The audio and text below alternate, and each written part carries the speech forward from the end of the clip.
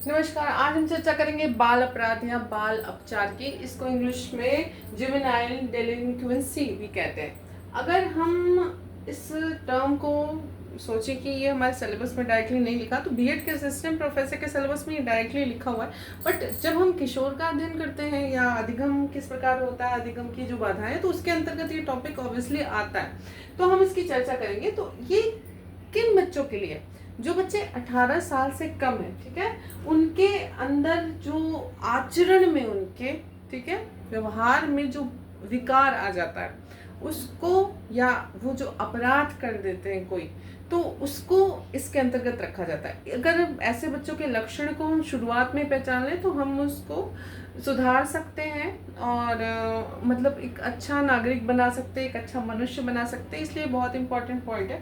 तो पहला इसका लक्षण अगर माने तो विचलित व्यवहार करता है। वो कोई भी आप उसको काम दे दीजिए, वो मतलब तन्मयता से नहीं करता। उसको लगता है जल्दी खत्म हो काम, मुझे काम दिया गया। या व्यवहार जो उसका देखेंगे आप, वो व्यवहार विचलित रूप से आपको दिखेगा कि मतलब जैसे कि होता है ना, एक बच्चा होता है पोलाइटली अपना बिहेवियर करता है, तो आपको थोड़ा उसमें डिफरेंस दिखने लगेगा। दूसरा, निम्न लर्निंग आउटकम। तो इसके जो अधिगम प्रतिफल होते हैं वो कम आने लगते हैं, क्योंकि वो मन नहीं लगाता पढ़ाई में। ड्रॉप आउट उच्च हो जाता है, मतलब वो स्कूल छोड़ना, मतलब ज़्यादा अपसेंट रहना, ये सारी चीज़ें होती हैं। कुसमायोजन उसके अंतर्गत आता है। जो भी चीज़ें आप देखेंगे कि वो दिखावा करना अलग बात है कि वो बच्चा दिखाता है कि मैं बहुत खुश हूँ या मुझे लोग बहुत पसंद है, बट वो समायोजित नहीं हो सकता। आप उसको अगर उसके ऑब्जर्व करेंगे, टेस्टिंग करेंगे, तो आपको वो चीज़ें देखने को मिलेंगी। पीयर से हीन भाव वो रखता है, ठीक है, जो उसके साथ है, सब पार्टी है, लोग हैं आसपास के, उनसे प्रेम नहीं है उसको हीन भावना रखता है। अपराध करता है या उसके अंदर क्रूरता आ जाती है, आक्रामकता आ जाती है। उसके जो शारीरिक व्यवहार पैटर्न है उसमें आपको बदलाव देखने को मिलेगा। उसके अंदर कह सकते हैं विस्थापित आक्रामकता, जैसे एक का नहीं हो उसका किसी और पे चीज़ पे निकालेगा, ठीक है। फिर भावनात्मक शून्यता उसके अंदर आने लगती है। जैसे कोई पेड़ों के प्रति, जीवों के प्रति, लोगों के प्रति उसके अंदर भाव वो नहीं रह जाते, ठीक है। क्षणिक संतुष्टि उसको होती है, मतलब किसी चीज़ को चीज़ अच्छी भी होती है तो उसको थोड़ी देर के लिए खुश होता है, बट उसको लगता नहीं और चाहिए। फिर मतलब वो संतुष्ट नहीं रख पाता, वो असंतुष्ट हो जाता है। जोखिम का गलत आकलन करता है। मतलब इसमें आपका टर्म आता है जो डोपामाइन आपका जो होता है मस्तिष्क में, ये जब पैटर्न इसका बदलने लगता है तो ये सारी चीज़ें आपको ऑब्वियसली देख, न्यूरोलॉजिकली भी जुड़ा हुआ है, ठीक है।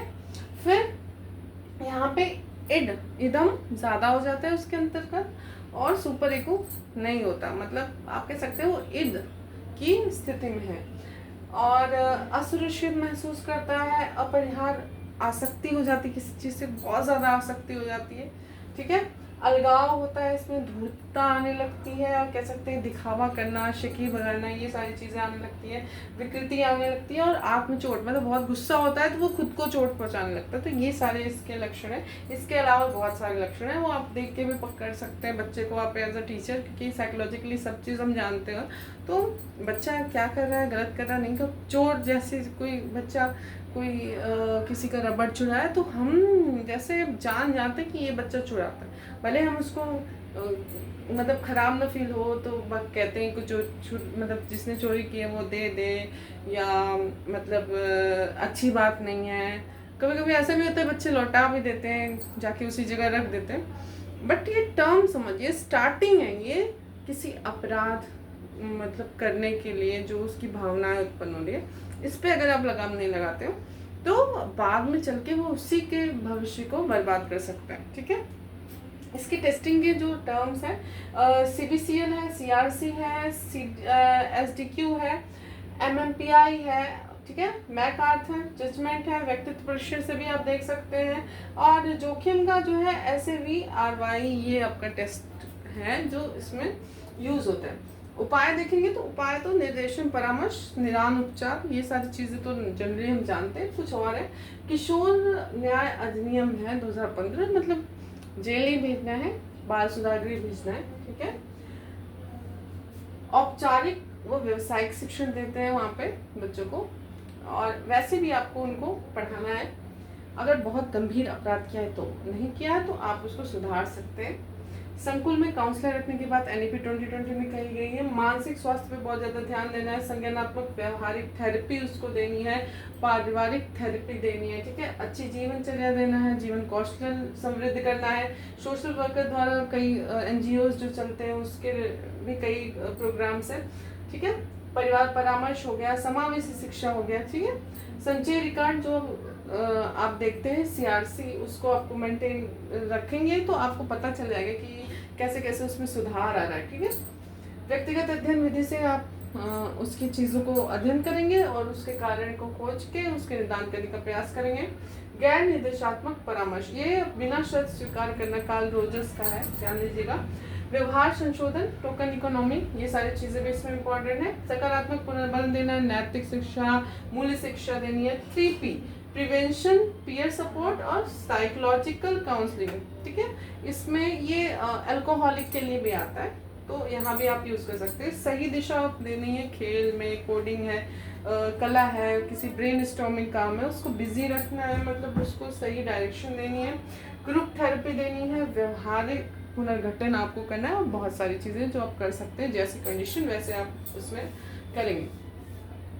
इसमें बच्चे आते हैं जैसे अभी अपराध नहीं किए बट ड्रग्स लेते हैं, अल्कोहल लेते हैं, गुटखा पान, ये सारी चीज़ें खाते हैं, तो उनके अंदर भी कुछ आपको, अब वो बाल अपराधी नहीं है बट वो भी एक टर्म इनके अंतर्गत आता है कि उसकी जो हैबिट है वो अच्छी नहीं है, तो उसको चेंज करने की भी बात आप कर सकते हैं इसमें, इसके अंतर्गत। तो जैसे उपयोग कैसे शुरू करता है, पहला वो प्रायोगिक उपयोग करता है, मतलब किसी उत्सुकता में करता है या किसी के दबाव में, इस ग्रुप में कर रहे हैं, चल रहा तू भी खा ले, तू भी पी ले, ठीक है। सामाजिक उपयोग फिर करने लगता है, फिर जैसे उसको बहुत ज़्यादा स्ट्रेस हुआ या बहुत ज़्यादा संकट में पड़ गया तब उपयोग कर रहा है। सहनशीलता उपयोग करने लगता है, फिर धीरे धीरे क्या करता है वो मात्रा बढ़ाता है, फिर वो पूर्णतः निर्भर हो जाता है, मतलब उसको शारीरिक मानसिक रूप से वो चीज़ चाहिए चाहिए। अब ये कहेंगे आपको क्यों ज़रूरी है भाई, क्या ज़रूरत है कि नहीं, तो स्टार्ट करने वाला नहीं चाहता कि वो शराबी बने, ठीक है। इसमें जो टर्म आते हैं न्यूरोलॉजिकल, SUD आप कह सकते हैं, सब्सटेंस यूज डिसऑर्डर जो होता है इसमें आता है। ब्रेन का जो डोपामाइन पाथवे है वो क्या होता है, बदल जाता है और आपका प्रीफ्रंटल जो कॉर्टेक्स है, जो सोचने समझने का क्षमता आपके मस्तिष्क की है, वो कमज़ोर होने लगती है, ठीक है। इसमें एक टेस्ट की भी बात आती है, CRA-FFT टेस्ट इसमें आता है। समझने के प्रयास करिए कि मतलब स्टार्ट करना कोई बड़ी बात नहीं है, बट आपके न्यूरॉन्स को, आपके एंजाइम्स को, आपके हार्मोन्स को जो झेलना पड़ रहा है, क्या हो रहा है, मतलब शरीर में एकदम उठापटक होने लगती है।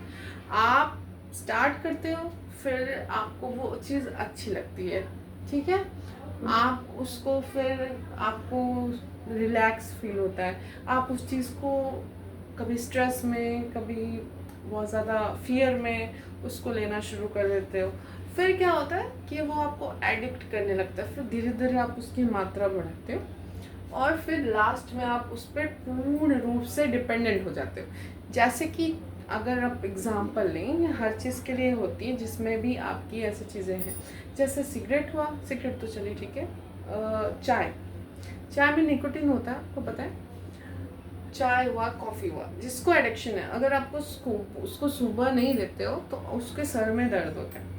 तो जब हमने चाय का मतलब भाई कुछ नहीं है तो चाय ही पीता है इंसान, चाय जब छोड़ी तो इवन 2 to 3 months क्या होता है कि आप उस टाइम क्या होता है, बहुत इरिटेशन होती है, सर में दर्द होता है, मतलब लगता है पी ही लो। फिर क्या होता है, उसके बाद जब आपकी आदत छूटती है तो फिर कहीं चाय बनती रहे, महक रही हो, क्या करते हैं आप, ठीक है महक रही है चाय यार, बहुत मन कर रहा है, फिर भी आपने कंट्रोल कर लिया। फिर क्या होता है, आप खुद चाय बनाते हो दूसरों के लिए। तीसरी कंट्रोलिंग क्या होगी, जब आप खुद भी बनाते हो बट आप चीखते नहीं हो, क्यों, अगर मैंने टेस्ट लिया तो मुझे पीना पड़ेगा। भाई इतनी कंट्रोलिंग के बाद ऐसा भी समय आ जाता है कि आपको चाय की तरफ देखने का भी मन नहीं करे।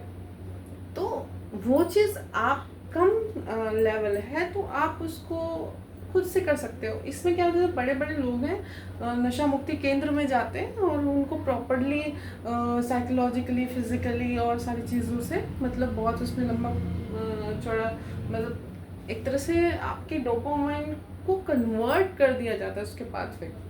तो बहुत सारी चीज़ें होती हैं, तो आपको ये समझने का प्रयास करना है, जो चीज़ शुरू में ही आपने कंट्रोल करी, जिस चीज़ को आप खुद पे हावी होने दोगे, किसी की ईर्ष्या, किसी की जलन, किसी का झूठ, किसी का दिखावा, कोई पसंद, कोई नापसंद, वो चीज़ आप पे हावी होगी। और जिस चीज़ को आप हावी नहीं होने दोगे, वो कभी जीवन में आपको परेशान नहीं करने वाली। इसलिए बहुत ज़्यादा अटैचमेंट, बहुत ज़्यादा डिपार्चर नहीं अच्छा होता।